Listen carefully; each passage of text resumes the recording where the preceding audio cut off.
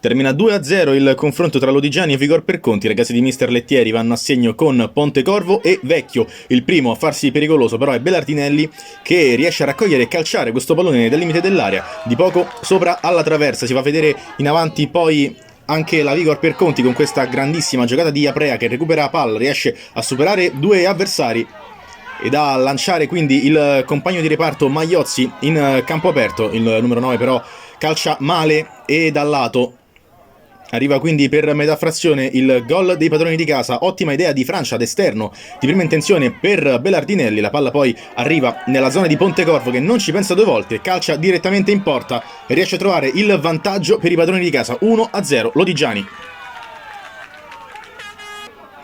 Non ci sta la Vigor e si fa vedere ancora in avanti con il tiro al volo di Panfilo, bloccato facilmente da parte di Lepore, quindi ancora una buona giocata dei padroni di casa. Obeid resiste alla carica di due avversari sulla fascia sinistra, mette in mezzo il pallone, Francia di testa e il portiere, con l'aiuto di un pizzico di fortuna e della spazzata di Gilardini, riesce a salvarsi.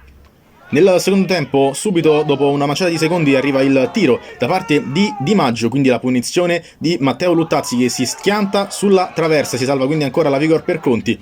Ancora una volta quindi vicino al gol i ragazzi di Loconte, con questo pallone lungo per Aprea, chiude benissimo lo specchio il portiere Lepore. Al numero 11 si rinnova il duello tra i due, questa volta va sul mancino l'attaccante blaugrana.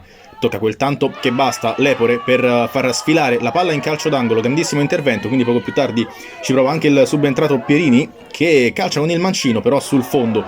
E all'ultima azione della gara c'è la punizione battuta da Gariani a centro area, riesce a liberare la 16 metri la Lodigiani, quindi riparte in contropiede affidandosi al subentrato Vecchio. Il numero 20 va da solo in campo aperto, riesce ad infilare Musolino, palla che sbatte sulla traversa e va in rete. 2-0 per la Lodigiani. 4 minuti, come dice l'attaccante di Mister Lettieri, 4 minuti gli bastano per segnare il 2-0. Termina quindi qui la disputa tra le due squadre, 3 punti pesanti per i ragazzi della Borghesiana.